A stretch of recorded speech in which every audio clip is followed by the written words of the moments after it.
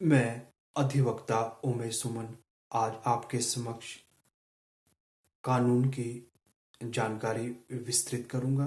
जिस कानून की जानकारी मैं आपके समक्ष विस्तृत करूंगा वो कानून और वो एक्ट है the right of children and compulsory education 2009। ये एक्ट हमारे पार्लियामेंट में 2009 में पास हुआ 4 अगस्त को। और उसके बाद ये कथित पूरे हिंदुस्तान में प्रचलित हुआ और साथ में इसे पूरे सभी स्टेटों में इम्प्लीमेंट किया गया एक्सेप्ट जम्मू कश्मीर के अलावा। तो राइट टू एजुकेशन का मतलब ये है कि भी सभी बच्चों को समाज में एजुकेशन मिलनी चाहिए। और ये हमारे कहने का अभिप्राय ये है कि भी ये राइट टू एजुकेशन हर बच्चे के लिए, जो बच्चा 6 से लेकर 14 साल की उम्र है, एक कंपलसरी है। क्योंकि एजुकेशन एक सोसाइटी में एक वो चीज़ है जो बच्चों के लिए आगे आने वाले दिनों में एक नींव रखती है, एक लक्ष्य रखती है, एक क्रांति रखती है। और एक अपने लक्ष्य को मजबूत रखने के बाद वो अपने वैचारिक धारा और साथ में समाज में एक एक उस उस स्तर को पाते हैं जिसमें उसे कभी भी घृणा या निंदा नहीं होती। क्योंकि वो एजुकेशन ही एक ऐसी चीज है जिससे आप अपना लक्ष्य पा सकते हैं। आफ्टर दैट आर्टिकल 21A के संविधान और कॉन्स्टिट्यूशन में भी इसका प्रोविजन दिया गया है। इसमें स्पेशल प्रोविजन है कि भी भारत के हर बच्चे को एजुकेशन मिलनी चाहिए। ये एजुकेशन जो बच्चा 6 साल से उम्र में बड़ा और 14 साल से नीचे है उसे हमारे समाज में एक सेकेंडरी एजुकेशन मिलना ज़रूरी है। मेरा कहने का अभिप्राय ये है कि हर बच्चा पहली से लेकर 8वीं तक पढ़ाई कर सके। और साथ में इसमें सरकार का तरह तरह का प्रोविज़न इम्प्लीमेंट किया है। सरकार ने प्रोविज़न दिया गया है कि सरकारी स्कूलों में कोई भी फीस ना ले, ना फीस लगती है। क्योंकि ये गवर्नमेंट की डायरेक्शन दी गई है स्कूलों को कि वो उसमें कोई भी फीस, और ये इसलिए किया गया है कि भी कुछ बच्चे हमारे समाज में ऐसे होते हैं जो सोशली इकोनॉमिकली बैकवर्ड होते हैं। उनके पास पैसा नहीं होता है कि वो अच्छे स्कूल में एजुकेशन प्राप्त कर सके।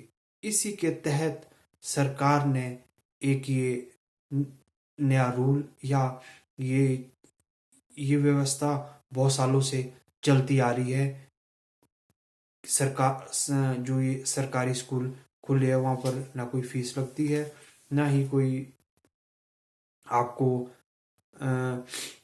कोई इकोनॉमिकली, अगर आप इकोनॉमिकली बैकवर्ड है, आपके पास पैसा नहीं है, तो आप वहाँ जाके एडमिशन ले सकते हैं। और सरकार की तरफ से आजकल तो ये प्रोविज़न भी है कि आपको वहाँ से ड्रेस भी मिलेगी, साथ में भोजन भी मिलेगा। और तरह तरह की सरकार ने इसमें प्रोविज़न पास किए हैं ताकि हमारे समाज में हर व्यक्ति, बच्चे को एजुकेशन मिल सके, कोई भी बच्चा एजुकेशन से वंचित ना रह सके। इसलिए ये इस तरह के कानून और इस तरह का ये एक्ट हमारे संविधान और हमारे पार्लियामेंट में पास हुआ ताकि आगे आने वाली पीढ़ी को एक नई सुरक्षा, रक्षा और एक नया चेतना का स्वीकार मिल सके। वो उन्हें तभी मिल पाएगा अगर वो इस समाज में एक अच्छी एजुकेशन ले सके, और एक अच्छी एजुकेशन लेने के बाद वो सही रास्ता पकड़े और उसके बाद बहुत सारी चीज़ें उनके अंदर एक दृढ़ निश्चय पैदा होगा। वो तभी पैदा होगा जब उनके पास एक एजुकेशन का स्तर अच्छा होगा। और सरकार ने इसमें तरह तरह के प्रोविज़न दिए गए हैं। इसमें जैसे कि try to be make a good infrastructure, अच्छे इंफ्रास्ट्रक्चर है, मेकिंग अ गुड स्कूल्स और making a good training institution in every everywhere. और सबसे बड़ी बात यह है कि स्कूल्स भी खोले गए हैं नेबरहुड में, बच्चों को ज़्यादा दूर जाने की ज़रूरत भी नहीं है। और एक सबसे बड़ी बात और इसमें जो मैं आपको बताना चाहता हूँ इस एक्ट के माध्यम से और इस कानून के माध्यम से, कि इसमें सरकार हमेशा ही ट्रेंड टीचर को नियुक्त करती है और ट्रेंड टीचर ही इन बच्चों को, जो ये स्कूल्स है, गवर्नमेंट स्कूल्स है और या गवर्नमेंट के द्वारा खोले गए स्कूल है, ये इसमें ट्रेंड टीचर ही अपॉइंट होते हैं, वो सरकार अपॉइंट करती है। और उसके बाद एक जो बच्चों को एजुकेशन प्रोवाइड की जाती है चाइल्ड्स को, वो एक क्वालिटी एजुकेशन मिलती है। वो क्वालिटी एजुकेशन इस तरह की होती है कि ताकि आगे आने वाले दिनों में ये बच्चे कहीं भी किसी भी लक्ष्य में पीछे ना रह सके। इस तरह से ट्रेन टीचर वहाँ पर प्रोवाइड किए जाते हैं। और साथ में जो ये राइट टू एजुकेशन और राइट टू कंपल्सरी एजुकेशन सरकार की तरफ से कानून बनाया गया, उस कानून को इम्प्लीमेंट करने के बाद बहुत सारे तथ्य हमारे सामने और हमारे परिप्रेक्ष्य में आए। हमने ये देखा है कि अक्सर जब ये कानून पारित हुआ उसके बाद एक बच्चों के अंदर और बच्चों के पेरेंट्स के अंदर एक नई जागृति, नई चेतना, नई सद्भावना और एक सही डायरेक्शन उनके सामने, और उन्होंने अपने बच्चे को एक सही डायरेक्शन देने की इच्छा जाहिर की। वो तभी हो सका जब ये हमारे संविधान और हमारे पार्लियामेंट में ये कानून पास हुआ, क्योंकि इसमें ये प्रोविजन दिया गया है कि हर बच्चे को एजुकेशन मिल सके, कोई भी एक्सपेल ना हो और अच्छी एजुकेशन, क्वालिटी एजुकेशन पाने के बाद वो अपने लक्ष्यों को पा सके। और साथ में संविधान के आर्टिकल 21A में भी इसका प्रोविजन दिया गया है कि भी छः उम्र से बच्चा बड़ा और 14 उम्र से छोटा बच्चा एजुकेशन प्राप्त कर सकता है। वो एजुकेशन प्राप्त without any expensive of fees, without any expensive of books, without any expensive of uh, traveling ये सारी चीज़ें गवर्नमेंट ही प्रोवाइड करेगी, स्पेशली इन गवर्नमेंट स्कूल्स। और गवर्नमेंट स्कूल्स सरकार के द्वारा कुछ स्कूल ऐसे भी खोले गए हैं जहाँ पे आप अपने बच्चे को क्वालिटी एजुकेशन दे सकते, जैसे केंद्रीय विद्यालय और तिब्बतियन स्कूल।